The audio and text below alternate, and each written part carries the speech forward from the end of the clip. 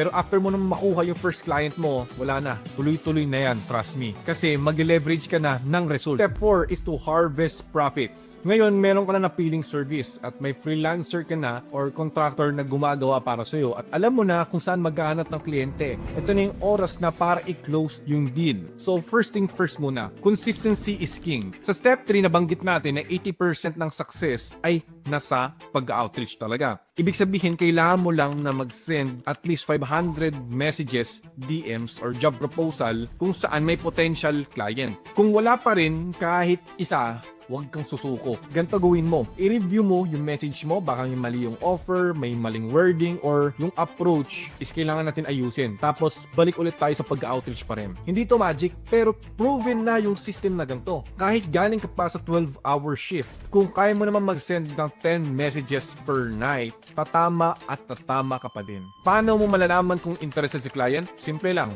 Ito yung mga signs. Tanungin natin sila kung paano gumagana yung services mo. Pag okay na, bibigyan ka nila ng simpleng kontrata or kasunduan or agreement. At kapag naka-go signal ka, ito yung flow. The clients give you the task, if forward mo sa freelancer mo, and the freelancer does the work for you.